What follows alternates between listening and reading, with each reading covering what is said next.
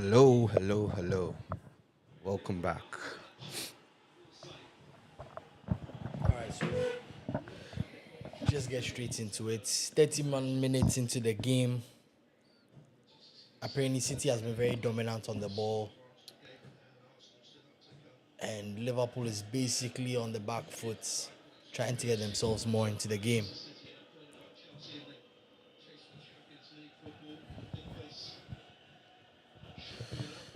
It's very interesting, to be honest.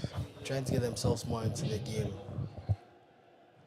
I don't know. Me, I've been thinking, who does this game mean more to? City with potentially being Pep's last game, last season actually. Salah and Liverpool with, Arne Slot's job potentially on the line, and Salah's last season with the club. It could be a very interesting season. Like next season with Salah gone, potentially Pep gone. Where do you think these two big clubs could end up? City are still in the conversation about even winning the league right now. Yeah. So, for me, who do you think is in, how do I say it, in more trouble? Because personally, I don't think Slot cuts it for Liverpool. And I feel like his success was based off Klopp. Okay. Do you get me? So for me, I don't really see much ever happening for him under Liverpool. Apart from him doing such a glorious thing in winning the league first time in. Not many managers have ever done that. Definitely. you know. Definitely. And as a Chelsea fan, I would know that because we have two of the managers that did that Okay. Yeah. in Mourinho Yeah. and then Conte. Sure. Yeah. Yeah. So based on that, yeah, I want to know which team do you think will struggle. Obviously, Liverpool, their main things, they're losing their main man, Salah, who's Yeah. held them down for years. And then with City, they'll be losing their biggest influence. Pep, if he leaves, yeah. Yeah, if he Salah is leaves. confirmed. It's just Pep one. There's still uncertainty. I mean, in regards to who would struggle more, I mean, Liverpool has a lot of thinking to do. Slop, I mean, who knows? It might just be second season jitters. He won the league comfortably last season. And I mean, I feel like if it was all due to Klopp setting up the team in a certain style, Klopp would have done it himself the season before. Yep. So So I don't know. I just feel like there's a lot of stuff that's going around the team. Jota passed. Apparently, he was a huge part of the dressing room, and he might be taken away, from the energy and the atmosphere more around the club. But Yeah. Salah replacement is the big thing to be thinking about. And Isak is coming back into the squad soon. Yeah, he's in training. Ekitike is looking great, but Can I I tell think they you need to something? show up their defense. Can I tell you something about the Salah replacement? Me, as a Ghanaian, there's one thing I've said multiple times. I feel like Kudus should not have gone to Tottenham. He should have gone to a Liverpool or an Arsenal. Because I feel like he would have gotten more attention and development there.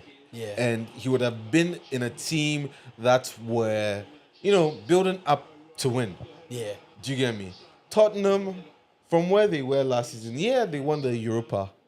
But then they were in a very bad situation, and Exactly. we needed to know whether it was a facade or was real. Yeah. Me as a player, I'm not going to sign a contract based on that facade. Okay. I don't want to be the guinea pig, especially coming from where I come from. Yeah. And where like opportunity isn't that big Exactly. for all of us. Yeah. But what's your thought on that? I mean, Kudus, I think it was definitely a step up, from West Ham to Spurs. But like you're saying, I mean, structurally, the Spurs has so many things to consider.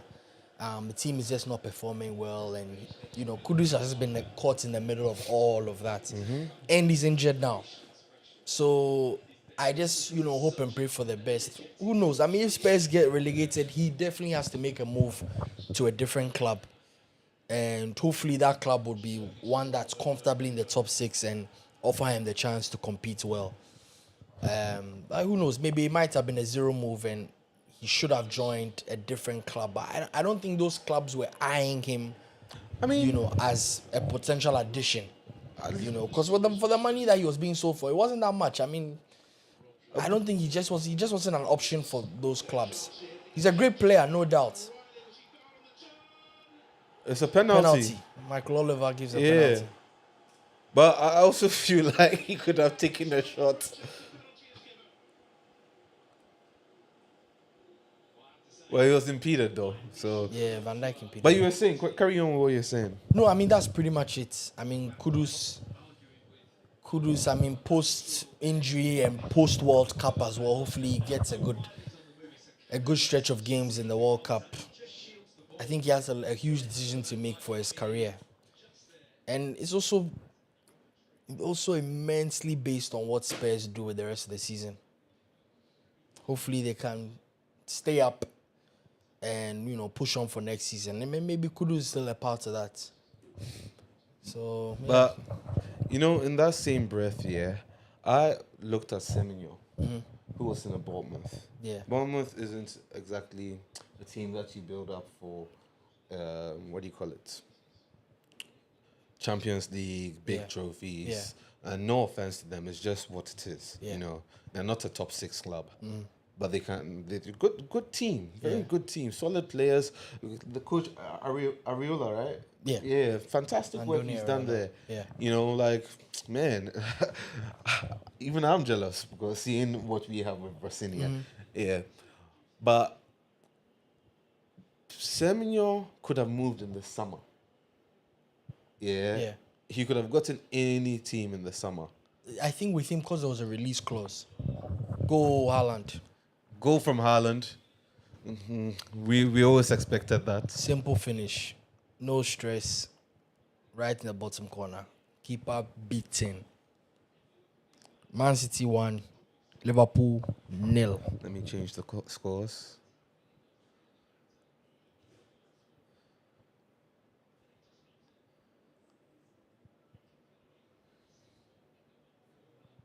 Yeah, but go on. Liverpool need to dig out of this. Huge misstep by Van Dijk. He definitely didn't need to make that tackle. I mean, sure, I'm trying to attempt to block the shot, but I didn't need to impede the player. Easy. But yeah, you were saying about Semenyo and in regards to his move to City. Sorry, I got distracted by the game. worries. Yeah, with Semenyo, he got that was a very big move, and he got grabbed up. Everybody wanted him in what do you call it? Quite a few clubs. in the January window. Yeah. And that's because he was able to raise his stock. Kudus had that and could have maintained that with West Ham, even though West Ham is not very good and all that. I feel like he could have gone for a better team. I don't think it was up to him. Who was Because after in- then? 2 clubs. I don't think clubs. The demand that there was for Semenyo was not there for Kudus, in my opinion. Especially when Kudus didn't have a great season last year with West Ham, and it was not as good as his first season with West Ham. His first season with West Ham, right after that, I think that was the time For him to move. for him to have made a good So you're move. saying that he was still he was fit. too late. Yeah. But like I said, I don't think it was up to him. I don't think he's that in demand. I don't think he's a player that teams were going head over heels trying to sign as compared to Semenyo. Because they're different player profiles. Semenyo's very direct. Left foot, right foot. He will bang in the goals for you. And right now, goals are in demand for many clubs. And to show you that Man City, who are not begging to score goals when they have Haaland up front for them, still wants to make an addition to their squad with Antoine Semenyo. It shows how much, they were eager to sign this boy. Yeah. You That know, makes sense. As compared to Kudus, where I don't think he fits that player profile for certain teams, He's creative, he's skillful, but I don't see him to be that direct, gunslinging player No, but he, as you know, compared to Semenyo. I agree. That's why I'm just comparing him to Semenyo. But at the beginning of the season, Kudus had the most take-ons, most dribbles in the whole of Europe. That's not an issue. But the take-ons, dribbles, does it translate? That's the question. True. You know? But you see that not many teams. I know Chelsea were in there. I know Arsenal were in there. But that's the thing. If Chelsea were truly in there, we both know that. And I'm not even putting in any Chelsea would sentiment, have but gotten Chelsea would have gotten him comfortably. Yeah, but you see, in that same breath, yeah, Arsenal, instead of going for Kudus, went for Noni. Because they see Noni, for me, Noni, sure, he might not be as great on the eye as compared to Kudus, but he's an extremely direct player. Like, he takes on players directly and puts the ball into the box and or attempts a shot. He's way more vertical, as they say in football, as compared to Kudus. Yeah. Kudus is looking to come in between the channels, trying to dribble, maybe find a cute pass here and there, but he's not as vertical as Noni Madueke. So that's why I put Liverpool as his location. Do you get me? Because I felt like Liverpool have been crying for a backup to Salah Okay. for years now. Yeah. And they haven't been able to actually even make that change. Because right now, this season, yeah, if they had a backup to Salah, they would have been a little bit more comfortable. True. Do you get me? And if they had gotten someone like Kudus, it would have offered, competition for that role and transition for that role. But right now, they are in a place where they don't know who their talisman is going to be anymore, So, like, when I look at it, I think they fumbled the bag on that bag. And I also think that Kudus fumbled the bag by going to Tottenham. Not because Tottenham is a bad team and all that. I just think that for a player, if you want development, there are certain teams that you look to go to. Okay. Yeah. And Tottenham is not in a place where they are developing players at a rapid rate. Not like when they had the Bales and the Modric. Completely different generation. Yeah. It's completely different. So, like, when I saw that, I was hoping for the best for the player. But, like, slowly and surely, we all came to see that we were right. Yeah. So that's where my, qualms with. But who knows? I mean, first season with Spurs, it hasn't gone well at all. He's been injured as well. He's been out for it's getting to 3 or 4 months now. So, I mean, maybe he's playing as well. Being available has also been an issue. Yeah, for him, wow. But I think with him, there's still a lot to look forward to. I think he'll find himself fit by the time the World Cup begins, and he can at least catch some form and excite us like he normally does. Excite us like he normally does for Ghana.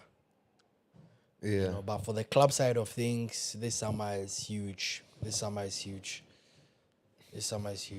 don't know whether Spurs will stay up, whether he would like to stay, maybe prove himself for a second season. So many things to think about and so much uncertainty. All we can do is hope and pray for him and pray for the best. Yeah. But yeah, Man City is comfortably in the lead. Liverpool's not showing that much threat. And it's got me thinking, to be honest, That, it's Liverpool's season on life support. Yep. The Champions League and the FA Cup are the only things they can potentially lift this season. Premier League is out of reach, and they're still fighting for top 4. So, I don't know. So what would you say for me, I've spoken to a number of Liverpool fans, and I always ask them, like, what's a good season for you this season? Yeah. Like, where do you think...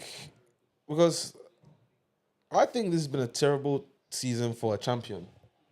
Yeah, it's definitely not been a great way to defend the title. Yeah. They spent a lot of money, big bucks, on exciting players that everybody thought would be a huge issue for the rest of the league. But they just haven't showed up. It's rather actually created confusion amongst the squad. And they've completely lost their identity, the whole fabric behind the squad. And yeah, Wow. basically hanging on a thread.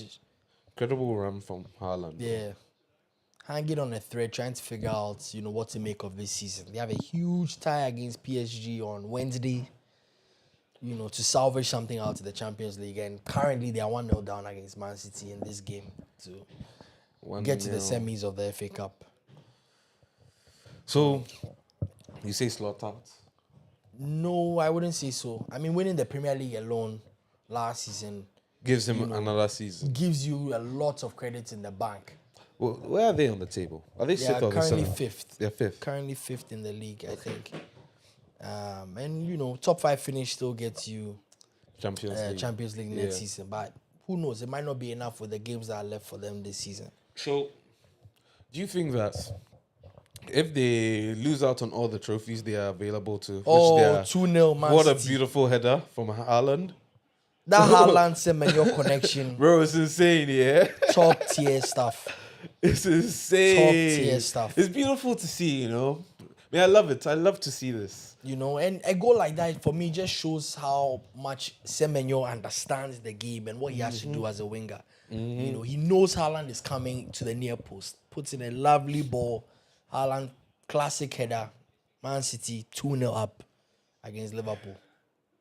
Let's watch that. 2-0 up against Liverpool. Yeah. Bro. Onside. Dink, Semenyo's movement Haaland, is incredible. Clean finish. Clean finish. Like, look how he drifts behind him. Like, almost. You see how what was it? Kekes, whoever that was next to her. Yeah, didn't track Semenyo, just watched him run into that space. Yeah, I guess he didn't expect the pass to come Yeah. through. Like, Look at Pep Linders celebrating like crazy against his former team. head up. Yeah. Slot I wonder says what head up. Klopp thinks of that. Amazing. Former team. Why? Klopp. He used to be. Pep Linders used to be the assistant coach for Klopp before he decided to go into an executive role in football. And then I didn't know this. Yeah, Pep Linders has been with Klopp throughout his career. That is crazy.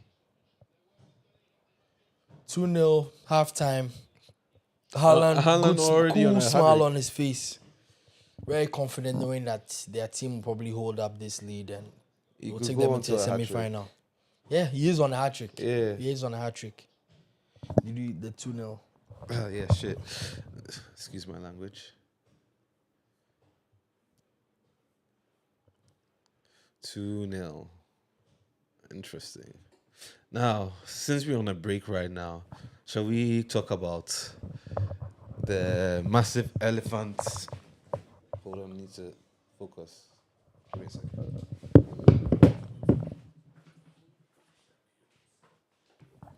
The massive elephants that is in the room.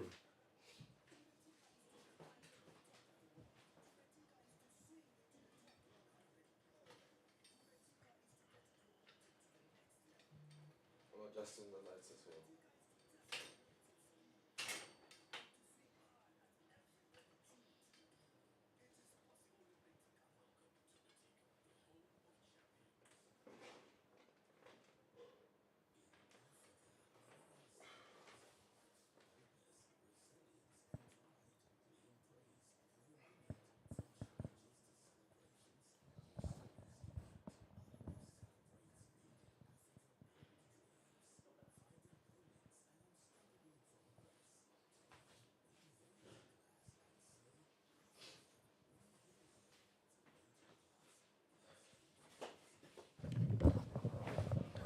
Yeah, so since we're on a halftime break for the City game, shall we discuss what has gone on with Chelsea these past few days or weeks? Oh, What are your views? me, I think there's just a general overreaction from the public. Players have always wanted Wait, to. let's first state what the issue is. Yeah. Do you hear me? Yeah, that's what I was With gonna get into that. Enzo, oh, my bad. Yeah, so players have always wanted to leave, and Enzo Fernandez this past week, has highlighted that the favorite city that him and his wife always have on his mind is Madrid. He didn't specifically mention that he wants to join them. He just, pointed out that, he would love to live in a city like Madrid, and that Madrid is a mirror of what life is like for them in Argentina and in Buenos Aires, especially them all having the same language of Spanish, and culturally, food and weather are very similar. It's unfortunate, but this is not the first time you hear of players speaking of moves for their life, their personal lives, well in advance, while still at a current club. But you see, where it's difficult for me is the fact that he has a very long contract.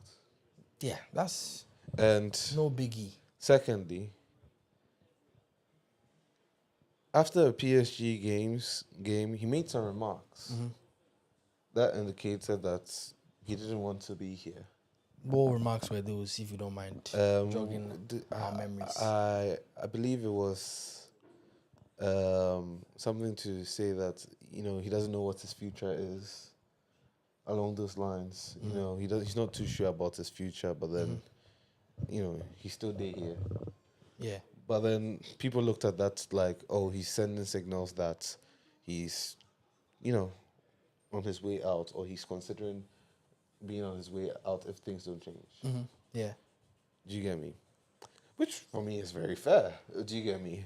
It's because it's not like things are going smoothly, but I also don't want to hear from my vice captain that, oh, I like to live in Madrid,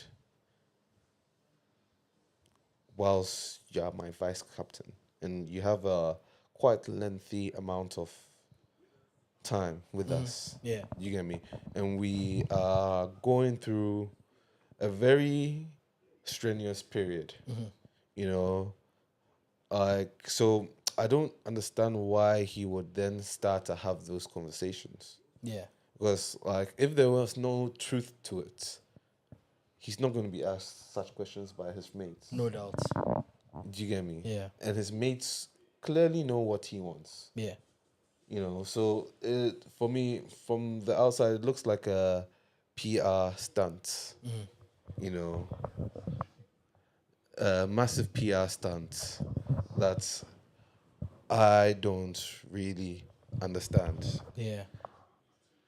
Well, we have to factor in that one, he's young. He's a young player, and the Madrid rumors and Madrid, connections to a potential transfer have been lingering, and they're not going anywhere anytime soon. And him being young and a bit immature, both on the pitch and off the pitch, is clearly showing in this moment.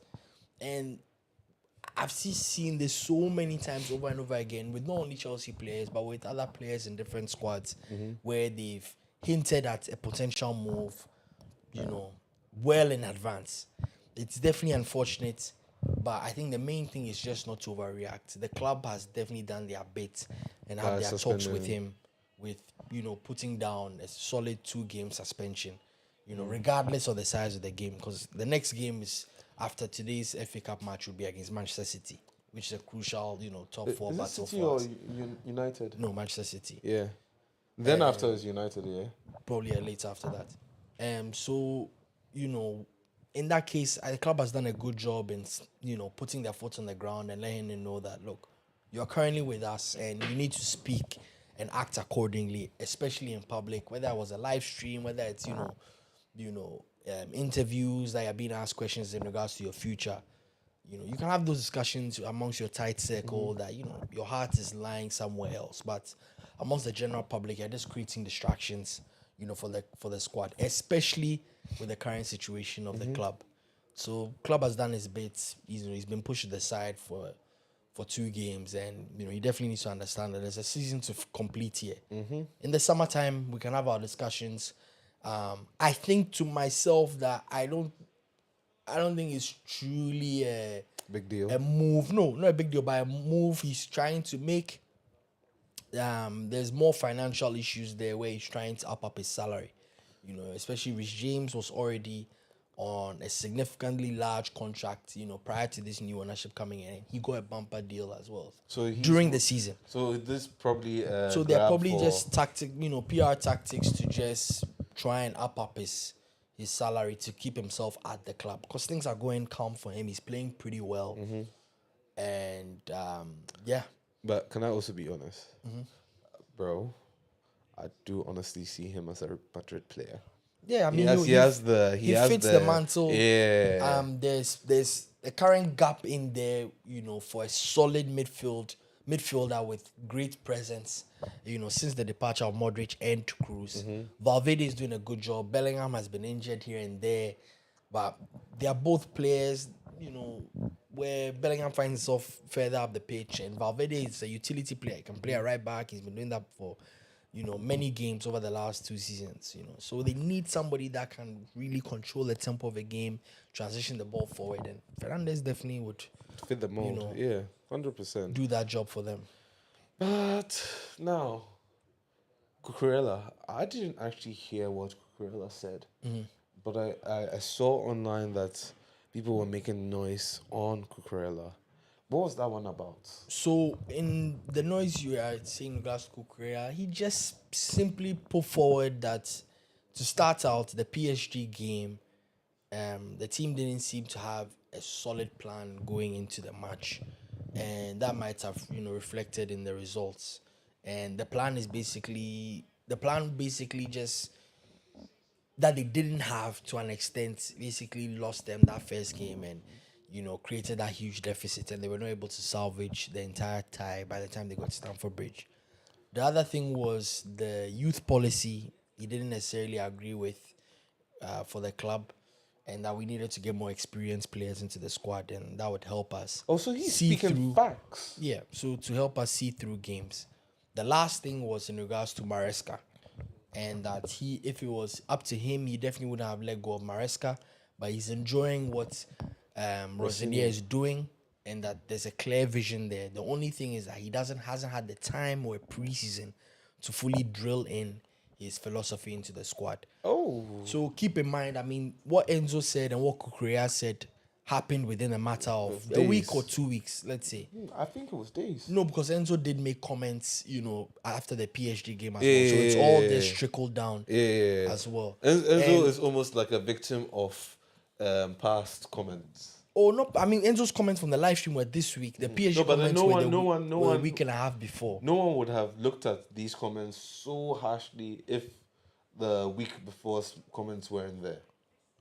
I don't think. This past week's one were more direct in the fact that he's trying to move and thinking of Madrid, which is why my point is that he got suspended and Cucurella didn't. They made comments within a very, very short span of each other, and one player has paid the price for it, and the other is still in the match squad for today's game in the FA Cup. Because I agree with what Cucurella is saying.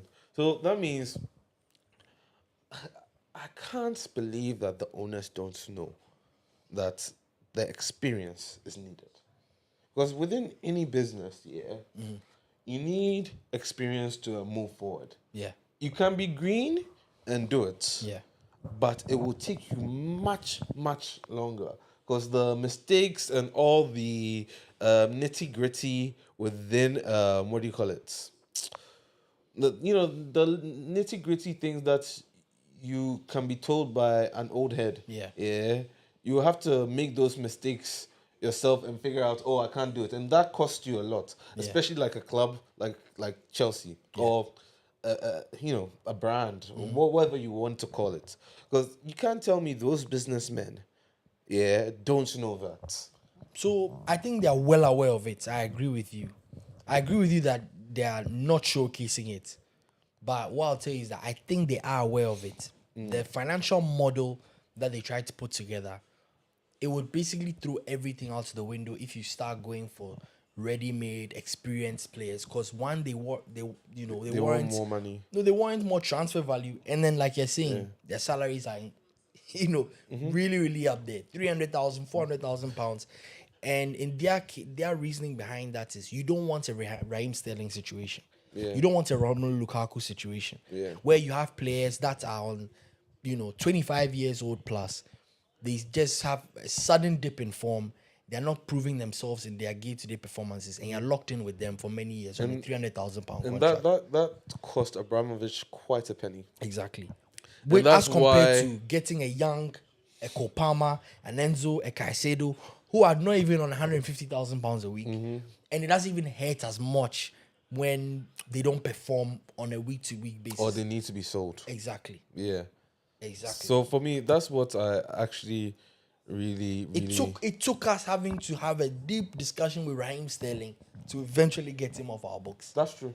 He had meager loans with Arsenal and whatnot, and it didn't work out. Lukaku had to be loaned out 3 seasons in a row before we managed to salvage some few coins from Napoli. Because they won't let go of the cash. Yeah, and his money is a lot. He earns a lot of money. We had to still split wages between ourselves and Napoli, and ourselves and Inter Milan, and ourselves and Roma. He went on 3 different clubs Bro. before we eventually got him off our books. So that's the fear when you go for those experienced players, that you don't have a long tenure with them, and they're asking for big P's and for their salaries. if you and when you don't have the long tenure with them and they actually even perform well, they come up to what do you call it, contract renewals, Exactly. and they're going to ask for more to begin with. Salah is currently on, and he's looking to leave Liverpool this summer. But Salah is currently on about £400,000 a week, which is crazy. Van Dijk is also probably on about 300 plus. But back in the day, the older you get, your salary is supposed to kind of like also reduce in a sense. It's a performance-based thing. Yeah. Salah had the season of his life just the year before, and he signed that contract, which is why the contract was definitely warranted. Van Dijk also had a good season, Premier League champion as well. How many seasons does he have on his contract left?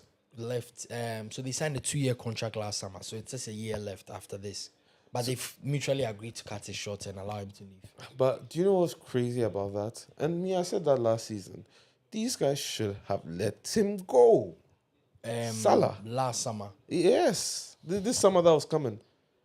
The thing is that there were no big teams chasing him for you to actually reap that transfer value.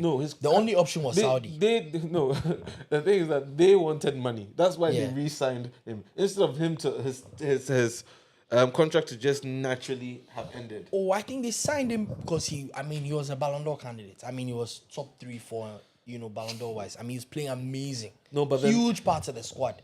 I agree, but then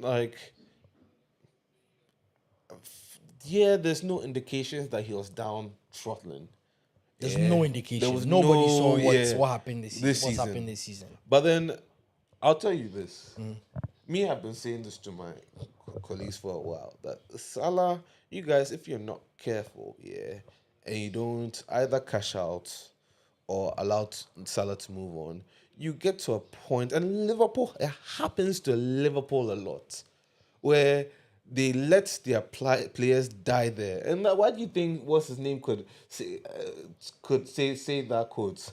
Carragher, where he said that what do you call it? Don't leave the football before the football leaves you.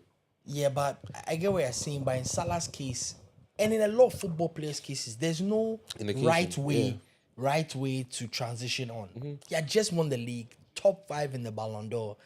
And Liverpool give him a new contract. I don't think Liverpool has done any wrong in that instance. I'm not saying they did anything. It's just wrong. unfortunate that he started to have his heart elsewhere, his mind elsewhere, and the football hasn't translated on the pitch for anybody in Liverpool this season, apart from maybe Ekitike. But even that, it's a team sport. If you say Ekitike, I think exactly, it's a team sport. And the team itself has not played and he's been the scapegoat. He's just been, a bright light, for their season so far, because he's been, I guess, the best signing they've had out of the bunch. And Isaka's been injured, and this is so much going on with the squad. So I don't think there's a right way for Salah to have moved out to the club, but I think they've come to a position now where they feel like, look, it's time to go. He's done his bit for the team. They've won one Champions League trophy, 2 Premier League trophies, I think a Carabao and a trophy in there as well. Because he's served the club well. For me, if you'd have asked me, I would have said that the 2 players they needed to keep was Van Dijk and Trent. I never thought Salah was one they needed to keep. I don't know about that. I don't know about I'll that. be honest. Salah is Liverpool's I understand highest that. No, goal scorer I understand ever. that, but like you have to look at it this way. When you look at the other teams, yeah, in the league, bro, they don't hold on to their best players like Yeah, that. but that's the other teams. No, They Chelsea haven't doesn't won- do it. But Chelsea has not been as successful as Liverpool in the last 8 years. Since Salah has been in the league, Chelsea has not been as successful. Since Salah has been in the league, Bro, this is statement. Yeah, I mean- I feel like you should go check it because since Salah has been in the league, since Salah has been in the Premier League, bro, we probably won Chelsea has the- not won the Premier League. Do your checks. I'll wait for you. Wait, you go Do on your then. checks. I'm gonna check this. your checks. When did Salah come? Since Salah has been with Liverpool, This is Liverpool crazy. Chelsea has not won. Bro, I do not The believe Premier League. this. You guys wait for I him do to not check his believe phone. this. I know my football. I do Very, not very well. believe this. Please check. Take your time. Check when Salah joined. I think that's what we'll do. That's And that's then what I'm doing. Yeah. Squad Salah. whilst he's checking, we'll do a quick cut in between whilst he's checking. You know, so This is you guys don't worry. You won't have to crazy wait that long. statements. Okay, Salah. When did you come? Career. Salah was here. So I was in a what? Fair enough. Thank you. Fair enough. So 2018. Chelsea has not won the Premier League since Salah joined the league. Salah has 2 Premier League trophies. And if this Man City team did not exist, he probably would have 1 or 2 more. Because there's seasons where they lost the league by a point. And on the day, twice, I think, if I recall. If not for this man on the screen now, Pep Guardiola. Yeah, and Look how stressed and frustrated but he is. I'll say that we've won quite a fair amount of trophies. We have. So I We've wouldn't. we've won the Europa League. We we've won the Champions League in we've won everything. 2021. But the Premier League. But the Premier League is Is the the creme de la Premier creme. League. If Yeah. not the Champions League, it is the creme de But, la creme of English football. You say that he's also only won it twice. Only twice when this Man City team exists. No. With Semenyo scoring. Wow. Beauty. But he might be off. He might be off. He might be off. But I Ref, think it's a goal. It's a goal. It's a goal. amazing goal. 3-0. 3-0. 3-0. Let's go. Amazing goal. That's crazy, bro. You really put some facts to me today, you Oh, know? don't worry. Yeah. I can be your fact checker if you need.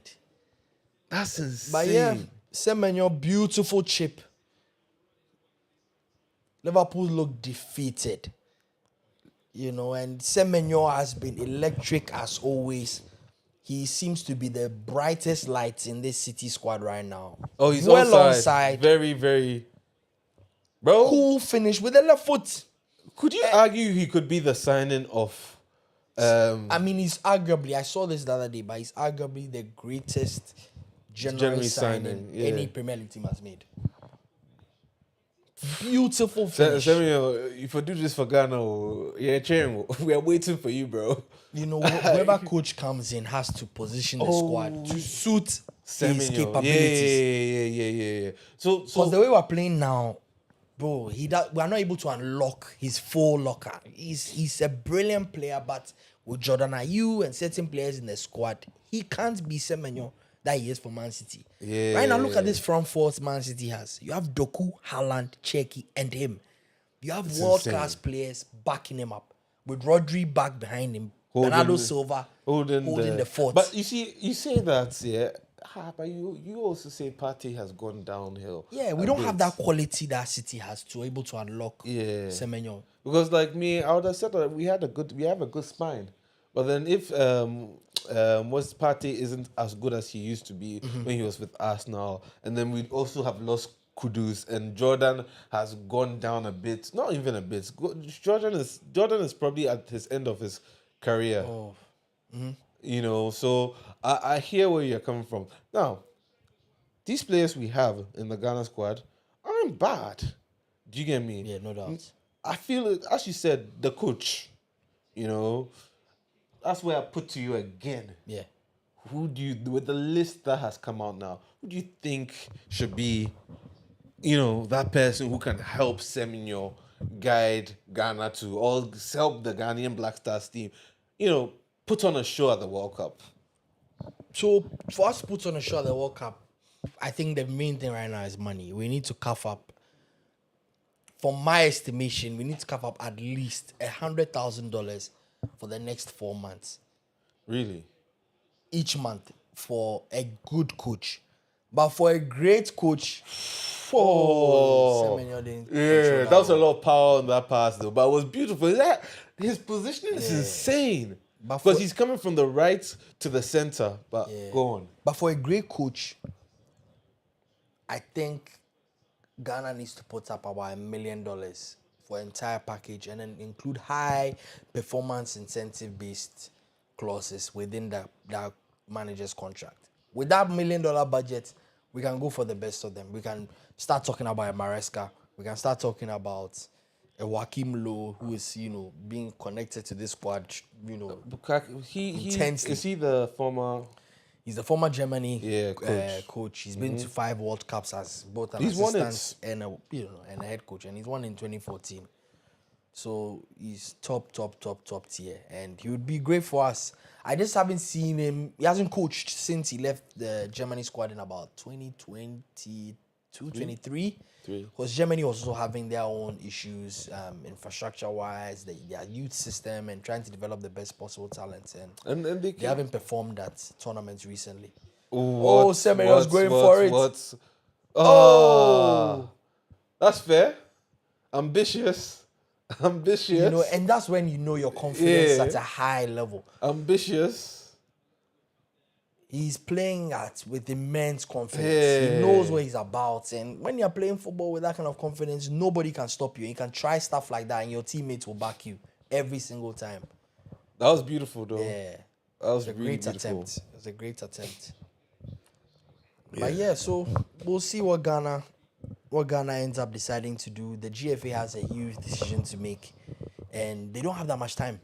We have less than, 70 odd days to the World Cup.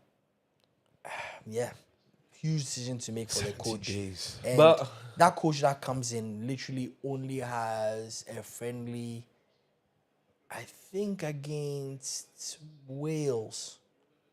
I think against Wales, because our next friendly is against Mexico. And unfortunately, that friendly falls not within a international window, so we're not able to go and get our top players. We have to use under 23 players. After that, we'd have a friendly in June. No, but how's that happening? It's not an international window. We decided to unfortunately schedule a match that was not in a window. But how does that make sense? GFA. That's all I'll tell you. How does that? Because there was a point of even having. So maybe is it to test out the coach? To test out players that are maybe potentially available and maybe allow the coach to familiarize himself with the team and the style. But so that match was scheduled before we sacked Otuado. Keep that in mind. So, but how I even see it is that maybe it's an opportunity to test out the local players. Do you get me? We have a World Cup coming up. Is this the time? We had 4 years to figure out which which local youth players would help us in our chance to build a strong, young, vibrant squad. I agree, but then it's not too late to start. 60 days before the World Cup by then. In fact, it will be less than a month. Yeah. Before World Cup by then, bro. Because we're April right now. Exactly. Bro, that's what we have. The World Cup starts in July. Yeah, July. That's less than 70 days. So what? We are Less than 3 months 70 away. days. Yeah, and I don't think we're that close to signing a new manager. But you know what gives me hope? We've seen a number of teams that have sacked their coaches during tournaments, just before tournaments, and they've gone far. Ivory Coast. Cote d'Ivoire did it in 2023. Belgium has done it. Morocco did it before the World Cup in 2022. Yep. Walid Regragui came in with less than a month to go to the World Cup. Took them to the semi-final. Yeah. First African team to do it. So everything is on the table. It's all possible. But I think with all those instances you named, there was a certain level of structure, not only amongst their FA, but amongst their national team. Oh, nice. What Almost went over the bar. Yeah. Cool hat-trick for Haaland. Bro, but then They've Liverpool dominated. They've just full-on domination. You wouldn't even think that they're playing Liverpool. Yeah, full-on domination. This is scary, Yeah, full-on domination. This is From very, very scary for Liverpool. Jeez. Haaland 3, Man City, Liverpool, 0. Haaland 3, Liverpool 0. Semenyo 1. 4-0. Bro, look at to how combine it all. the pass. Doku's Doku, onside. yeah. The tight one might be with O'Reilly. I think he's on. Yeah, he's onside as well. He's on. Brings Then- it back to Haaland. Van Dijk lost. Like, why is the goalkeeper so... He came and didn't even commit. Yeah. Goalkeeper was just caught in space. Yeah. Just caught in space.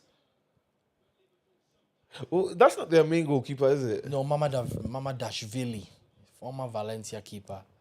I think Alisson has been injured. So that's what's been huge letdown for them. Mamadashvili is a solid keeper. I mean, I don't blame him for any of the goals. I mean, No, defensively, no. Liverpool and within the midfield, Man City has just dominated at every level, Rodri's back. you know. And there's 60 minutes into the game. I mean, This is insane. how do you keep your head up? You know, Man City are doing their classic, what do they call it? I think the Poznan celebration where they turn their backs to the fans and they're just vibing.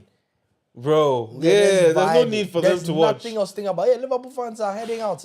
Well, that's why I'm like, as a Liverpool fan, this performance, yeah. This is dreadful. How do you say that you want this guy to stay for the next season? Yeah. Because Fell like off. even the way you're crashing out of The FA Cup. the FA Cup, it's incredible.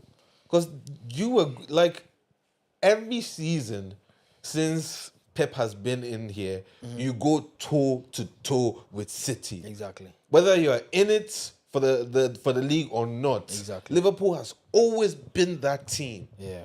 So now I'm looking at it like, bro, there's not even a shout. You're not even a shadow of your former self. Yeah. True. Very, very true. They have a lot of thinking to do this summer, but who knows? There's still a lot to fight for them this season. Like I said, They have a PSG Champions League, yeah. on Wednesday. It's just unfortunate that they might not be heading in the with the right mindset into that game because this has just been a dreadful performance. Man City has dominated them. Man City has I just feel bad dominated. for them because they won't be able to rest anybody. Oh, I mean, this is it. I mean, Yeah. they might as well start thinking of taking players off maybe 60, 70 minutes into the game. And then, try and help them stay fresh, Wow. for this PSG match on Wednesday. Because there's nothing else to fight for in this game, to be honest. Wow. Nothing else to fight for. From a neutral perspective, it's quite sad to see. Yeah. Because this was a great team last season. They stormed through everybody. But then also, another point I had, I feel like the Premier League wasn't at its best last season compared to this season. That's why I'm like, Arsenal has actually done well to be able to stick it out for so long. Yeah, there's been a lot of tough battles for teams this season as compared to last. Yeah. I would agree. And yeah, a lot of teams have figured themselves out this season, especially the bottom half of the league. They've made it tough for all the top 6 teams. And there's not as many slouches in the league. I mean, even Wolves, in the midst of, relegation, looking them right in the face, they've taken huge points away from Arsenal and Liverpool this season. Yep. So, yeah, I agree with you. There's not been any slouches this season as compared to last. And it's been a very, very tough battle for everybody to get full 3 points in every single game. So that's why I also say that, like, bro, that guy coming on looked like Andre Santos for a second. Well, I was just like, fellow Brazilian brother. yeah, I was just Savio. like, what? Bro, Savio. yeah. I was like, Savinho. when did he get him? Yeah. Savinho. Savinho is crazy though. Yeah, he's great on the ball, great on the eye, but doesn't convert. He doesn't convert like, his predecessor, who is wearing the same jersey numbers, which is Riyad Mahrez. Riyad Mahrez, skillful as well, great on the eye, but he converts. A dream. He was converting like crazy, Now, my Ghanaian brother, Frimpong, Jeremy Frimpong. he's been so disappointing though. But injury. I won't even just say injury. both their signings for fullbacks, Kekes and him, are great going forward. They're great vertical players, especially when you have a back five, shape. They're able to drive down the wings. They are pacey. They put the ball in the box. But once faced with a tough winger to try and defend against, they are very, very shaky. Yeah. Very, very, very, very shaky. Especially Frimpong. Because They are not great one-on-one defenders. so would you say that he's supposed to be a winger that was forced to be a fullback? I don't know. I think he just benefited from being in a Leverkusen team that was set up, for them to drive forward. For them to drive forward every single time. And I don't think he was ever caught too many times on the back foot. And in the times that they looked was disastrous. exposed, He was yeah. exposed. Penalty. They might be able to pull one back. They have a penalty. Mateus Nunes unfortunately tackled Ekitike in the box. Ekitike has And just he looked like he got the ball though. No, he was I far don't think from. so. I mean, even he knows it. He's not even arguing it. I mean, look, if Liverpool can score this, it would make the game a bit more interesting. Because I was a bit worried, 63 minutes in, 4-0 down. Goals, nothing. Liverpool has nothing to fight for. But, this penalty can at least give them something to finish off the game strong with. They weren't even attacking or Nothing. anything like that. There was no signs of hope anywhere. This has been their biggest sign of hope the entire game. Wow. Liverpool. All right, Salah. Mo Salah, show us why they pay the big backs. Mo Big Salah, breath. Mo Salah, Mo Salah, Mo Salah. Oh, What? save. Trafford. What? Wow, great save. That's Thinking about the clean sheet. And I feel Crazy. I feel like that's a huge mental boost for James Trafford. Donnarumma has taken over this number one position, and Trafford has made this big save, protected his clean sheet, and it's still 4-0 Man City. I think this is the second penalty missed by Salah consecutively. I think he missed his last one. I don't recall when his last one was, but That was recent. it's definitely a rare sight to see Mohamed Salah miss a penalty, and he puts a good effort on that. Just James Trafford, what an amazing save! Wow. What an amazing save! Great mental and psychological boost for him, to finish the season strong. Wow. Yeah, wow, you can wow. see the pep in his step. He's very, very confident now. Yeah, Man City just needs to continue to manage the game. I think that was a bit of a wake-up call with that penalty, and yeah, definitely a free kick. Definitely a free kick. Bruh, but I'm so happy for Semenyo, No, he's playing well. yeah. He's proven himself by the game.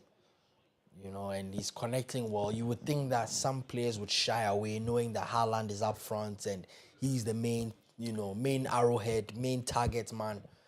Bro, But do you he see- hasn't shied away, and he's supported him and gotten his own fair share of goals along the way. 100%. You saw their first interaction?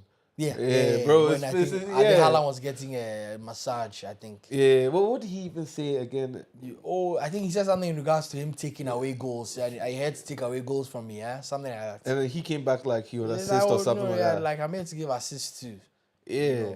Semenyo's- And it's he's been very direct Exactly. and he's done that. His He ball scored. IQ is high. I mean, there was an interview I saw him have with Bournemouth. I think it was with Jamie Redknapp, and basically he was talking about how he needs to get in the meet the team at the back post a lot more often, because the back post is where balls can be flying across the goal, and he'll be right there to meet them. And his understanding of the game is extremely high, and his willingness to improve on his weaknesses. He knows his left foot's not strong. He's been working on it. Scored an amazing left foot finish today. He knows his runs need to improve a bit. He needs to be a bit more direct. He's worked on every aspect of his game. And if you see some of his training videos and stuff during the summer on Instagram, it all just shows. The proof has been in the pudding. And he's God fearing as well. I completely left out. He's God fearing. On the weekend of the resurrection, Yeah. it's all just lining up for him. The stars have completely aligned for him, and he's playing It's the beautiful. best possible beautiful, football. beautiful. I love to see my Ghanaian. Like, whether if my Ghanaian player scores against Chelsea, Yeah. I'm happy. I'm happy because, like, oh, at least it's one of us. Yeah. You get me? I like to see them grow. You know? So, like, that's why I can sit here and say that Kudus needs to be in Liverpool. Yeah. Or if not Liverpool, I don't want him to leave the league. I feel like the league will toughen him up. Exactly. You know? But he can't stay at Tottenham. Yeah. Even if they don't get relegated. Which right now, talking about Tottenham, what do you think about their signing of their new coach? Roberto De Zerbi, they gave him like a 5-year contract, so they're definitely looking beyond. Without a relegation clause. Yeah, that's a relegation clause as well, and they're looking beyond, this season. He's a great coach. He proved himself quite well at Brighton after Graham Potter left to Chelsea. He's proved his worth as well at Marseille. They've had some exciting talents. With Mason Greenwood, regardless of what people think about of him, yeah. he's played amazing football, and I feel like De Zerbi was the one to unlock, his full potential. I wish him the best. It's not going to be easy. You have to get not only the dressing room on your side, because Igor Tudor only lasted 42 days. But and that's for the one of the 42 days- shortest Premier League manager stints ever. Did he win any games? No, I don't think so. Yeah. Okay, I think he beat Atletico by in the second leg, but it was meaningless by then because they had already lost the first leg 5-2. So he hasn't won any games of actual meaning. But yeah, we just have to wish him the best. It's going to be tough. He has to get not only the dressing room back on his side, but the fans as well. Because a lot of people amongst the squad, a lot of stakeholders around Tottenham have lost hope in the whole thing. this whole project, this whole season, the ownership, so many things, bro. So many things. But would you like to see them go? No, I think Tottenham has been a significant part of the league story. I mean, I don't know. Look at story.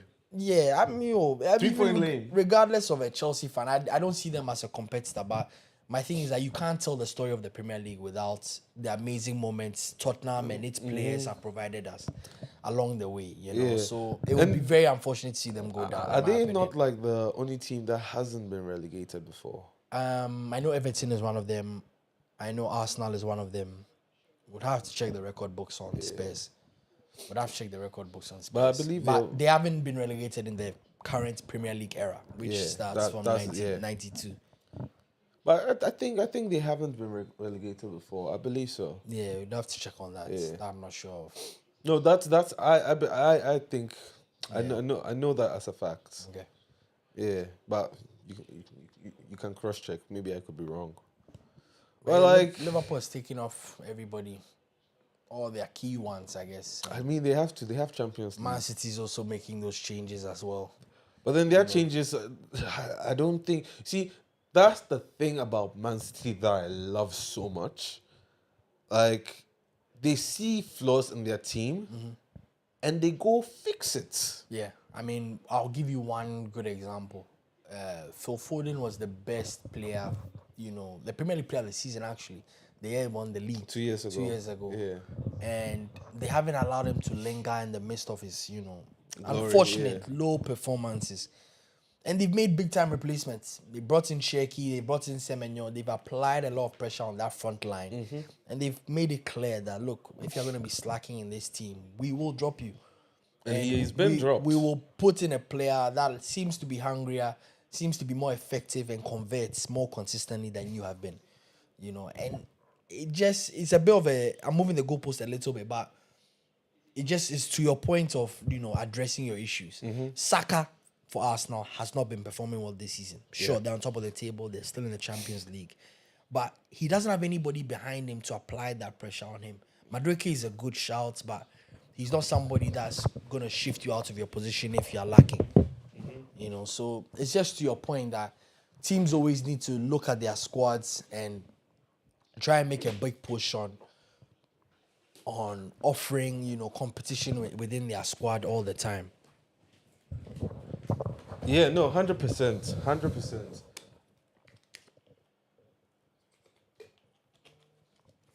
It is a chance for Liverpool to, put in some younger guys into the squad.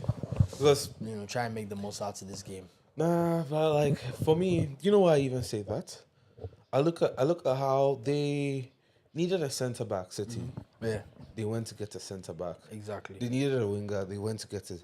Now, anyone they bring off their bench here, like, could be potentially become a well beater. Yeah. Because, like, how do you tell me Savinho, Foden, and I don't know who the third person was, can come off your bench in a 4-0 win? Yeah, Savinho, Foden, and Tijani Reinders. I don't know much about Tijani. Yeah, But then, Reinders, you get what I great mean? player, came from AC Milan. That's interesting. Yeah. So I guess Ekitike came off, and Cheki came off, and they've already swapped jerseys.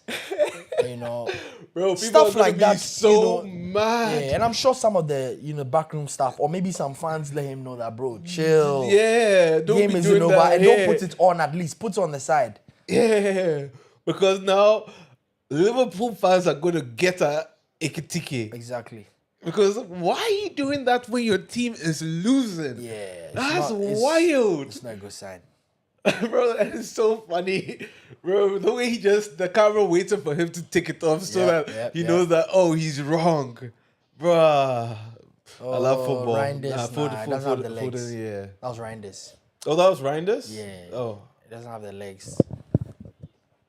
Are you sure? I thought that was Foden who was running up ahead. No, Reinders was on the left. Foden was up top on the right, but he didn't get the ball. It was Reinders Haaland was looking for. Okay. Yeah, I wonder what Slot is, trying to tell, the players he's made changes to bring on. What's he trying to achieve out of the game? Is he trying to steady it so it doesn't get worse? Or is he trying to fight back? Because it's a lot of time. I think it's more of information. Sometimes in the midst of a loss, you don't just put your head down and forget about it and try and move on. You also try and see how you can make extract some information, some data to help you, for your next game, so that you don't have such a blowout, such a performance. Because look, Man City is great, but PSG is really electric, and Liverpool has a handful they have to think of and deal with on Wednesday. I don't know whether Liverpool wins against City, PSG. Yeah, I don't see it happening. Who knows? It's football. No, I agree. It's football. But your prediction is that it's not gonna work out for because them. like we played them, and we struggled. We had a good showing to begin with. But then just more mentally and immaturity in the squad, I think, lets us down. I agree, but then like I'm looking at it as an entirety, not like the first like leg the whole and tie, the whole tie as an entirety. There was one thing and that's why I said that the one thing that stuck out to me was our midfield. We're a team that normally, controls midfields and things like that. But it became a ping pong match where we're moving the ball laterally, but not being effective vertically. Do you get me? Yeah. In the middle of the midfield, there was no football being played. Yeah. You get me? And it's exactly the same thing for Liverpool. They don't have a midfield. Yeah. Like, City just bypasses the midfield and is already at attack. Yeah. And that's been the case. If you play like that against PSG, you will lose. Exactly. So, like, for me, this match should have been a big indication to them that, like, if we struggle in this, there's a potential that we will struggle against PSG. Yeah. Very, very true. So, very, very true. I get A lot to frustrated. think about. Yeah, I get frustrated at teams, like big teams that have, the season before you did something incredible. Then all of a sudden you take the script that you had, tear it up, throw it away, and then you're saying that, now I'm come to do this. Exactly. Because I don't understand why Liverpool had to gut their team the way they gutted. Sure, what's his name? Jota passed. Luis Diaz went to Bayern Munich for good money, and Darwin Núñez went to Saudi Arabia. Luis Diaz, for me, should never have been sold. So it's good money. Yeah. It was good money. Like, you didn't sell Salah. when good money came around. I don't think good money came from him from European teams because of his age. Saudi was the option, but I don't think Salah Still, was still prepared to. good money. But I don't think Salah was prepared to go to Salah. To go to Saudi Arabia. You know, I mean, there has to be agreement from both sides. If Salah doesn't want to go, he can't stay at Liverpool, and I think that's what happened. Yeah, but He either was way, keen on the Saudi move. Just either way, I feel like Luis Diaz, because look at what he's doing for he's Bayern. an amazing footballer. Like, Amazing. and They've kind of missed out on that left wing now. I think they they- haven't truly replaced him. exactly, and I think they did the same thing with Sadio Mane. But then with Sadio Mane, they were able to replace him with Luis Diaz. Yeah, and Luis Diaz was he already there, or they bought him when? Luis Diaz was already there. Do you But get he me? was a replacement for Mane. Do you get me? He was already there. So like, I can see that. But then the season that they sold him, they felt the effects. Exactly. Do you get me? Yeah. So my thing is that you guys gave your Pharaoh the praises and all that. Yeah. But then the people who were the actual engines of the team, yeah, they didn't replace them, or they didn't give them that kind of value Facts. to like actually say, I want you. Yeah. You are my God. Yeah. They always just thought about Salah. Because even in the whole three horse, Salah, what's his name? Alexandra Arnold, and then Van Dijk. Yeah, that whole thing. I said, those two players, yeah, Van Dijk and what's his name? Alexander Arnold, Yeah. were the two players that I thought they needed to keep. Okay. Yeah. Because for me, I was happy when I saw Alexandra Arnold leave, because I'm like, bruh, you guys have lauded this guy as one of the, in fact, if not the best right back in the world, yeah, second best. Yeah. Do you get me? And you let him go like that. Yeah, but with him, he's not great defensively at all. Oh, I agree. That's why I said second best. At all. If I it's mean, bad, I don't replacements. even think he's up there, even top 3. You know, because that position, you are defensive first. Yeah. Sure, you offer a lot going forward, and they were able to succeed, at a high level with that. But it's not sustainable. Especially in the Premier League that is constantly learning and evolving. I don't think Trent was one to be looking upon as a great keep for Liverpool for years to come. Oh, I'm not. And he wanted to leave. Yeah. Anyways. I'm not arguing that. That's why I said they lauded him. Yeah. Do you get me? Now you brought Frimpong, who isn't any better than As of now, as of now. But he's not. Do you get me? And he hasn't had even the consistency He hasn't in the team to be able to prove that. Yeah. So like those decisions, when I look at those decisions, even Van Dijk, to be fair, has been sloppy, this season. Yeah. Van Dijk has been, He hasn't been at his best. he's been exposed. Yeah. I mean, but some would tell you, it's due to not having A solid partnership. solid partner. I mean, imagine if in a world where they had brought in Maguire instead of allowing City to take him, things might look a lot different. No, but I think that City's problem is more than, Liverpool's problem is more than. No, definitely. But a Maguire signing, I think we'd all agree, would help you shore up your defense. As compared to keeping a Konate and Van Dijk combination. Yeah, because if you think about it, we really only mentioned about 3 positions. Yeah, and those 3 positions are. They're core to their performance. You know what? It's not. I just realized the position they had a problem in, and they thought they had found a fix here, was their midfield with what's his name, and that's why Jota dying is a big deal. Huge. Because they thought they had vets. Yeah. And that's why I also say that what do you call it? I thought they were going to sell Jota at the time. No, he was. You get me? Because they had I think vets. he had a couple years left on his contract too. So Yeah, because bringing in vets, essentially takes him out of that position. Do you get me? No, but Jota wasn't a quote unquote starter. Yeah. He was a fantastic addition to the squad. I wouldn't call him also a squad player because that's trying to say that he wasn't actively involved. But he offers a lot off the bench, on the field. He plays a great football. He's a goal poacher. He scores a lot of goals too. then for them. so if he wasn't a starter, then I don't understand what their complaints are. Complete in regards to Like the fact that yeah, maybe mentally his death will affect the team mentally. no, but but I'm his just performances, what pardon? his performances. I mean, he scored a lot of goals for them. Okay, but you see, that's what I was trying to drive at in the beginning. But then you took that away by saying that he's not a starter. And No, he all wasn't that. starting for Liverpool all the time. But then he came But on. He came on and It made was a an huge, impact. He was a huge part of their squad. Yeah. Huge part of their squad, and also, friendship wise and keeping a good mood in the locker room, because he's one of those guys that speaks a lot of languages, has great vibes. So he was a huge connector. They say for the entire dressing room. Yeah, because you have multiple nationalities in there. Multiple nationalities, different languages, different cultures, and he was one that was able to help connect that all, bring it all together. He was a huge glue, I guess they would say, the dressing room. But I think with Liverpool, for me, I think a lot of people should watch out. Next season. Yeah, a lot of people should Oh watch no, out. I agree. Because Ekitike and Isak, good health, post World Cup, everybody stays fit and they are able to build a solid chemistry together. I think they'll be very dangerous. Because Ekitike can play off the left wing comfortably. He does it for France. He did it for Frankfurt. He did it for PSG in the past. He doesn't mind that. And he has the legs to do it.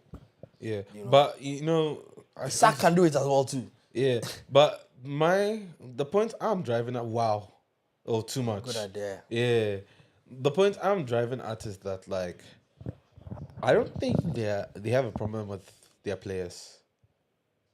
Like they have a very solid group of players. Yeah. They've got a solid. I don't know about their bench, but then they've got a okay bench. Yeah, I look at the coach and the way he sets them up, because Liverpool shouldn't be losing 4-0 to City. Yeah.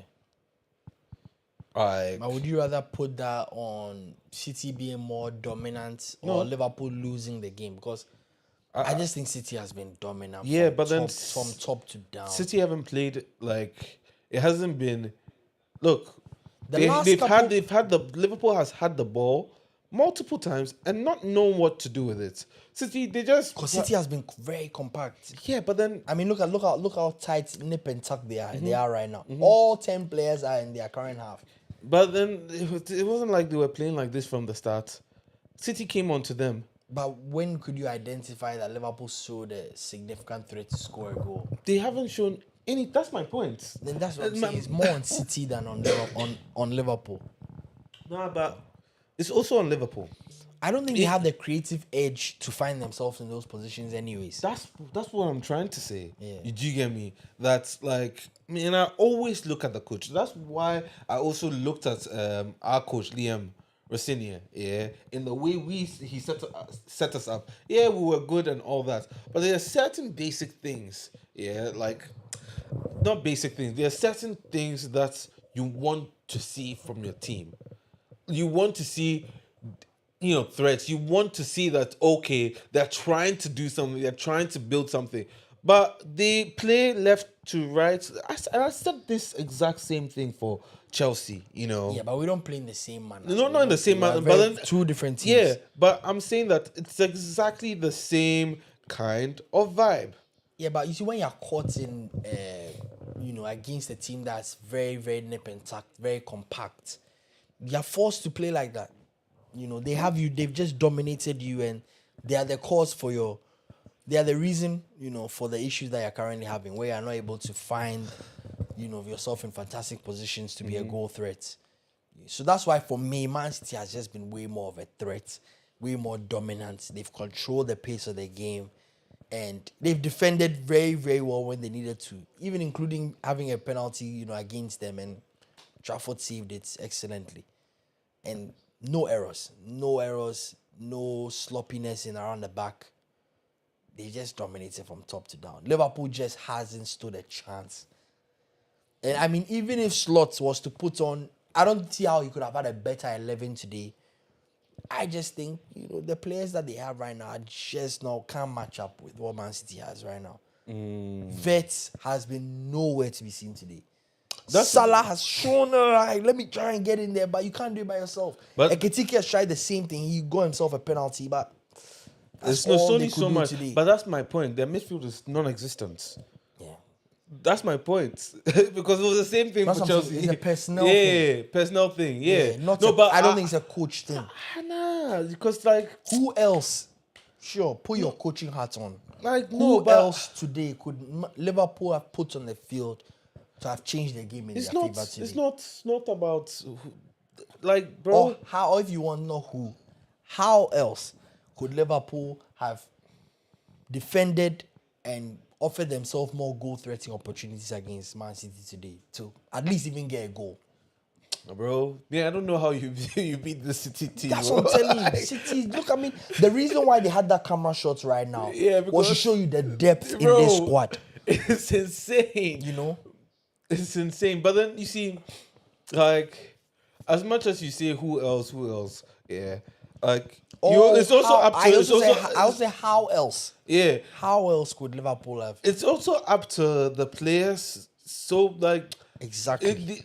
if your players aren't able to execute your coaching, Then it's yeah, just all, you know. it's a problem. It means that maybe the style of football you're trying to play doesn't work for this group of players. But in also football, we have to understand in certain games, you've just been outclassed. Yeah. And that's what I think that's what's No, happening 100%. today. And- Especially with Pep being off the touchline. 100%. Which is even crazier. Oh, for me, it's not that crazy because Pep is a top tier manager and he has a certain structure in place.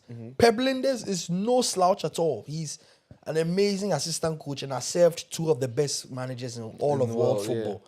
So even if Pep is not on that touchline, Man City knows how to not only keep their shape, but to be extreme in front of goal. You know, and it showed today 4-0. It's very They've evident. taken all their chances, and Liverpool has not much to not write much home to up. show for. Yeah, and me, I'll always say, like, yeah, the coach, there's only so much you can do. Exactly. Yeah, you do your teachers and then you leave it up to the players.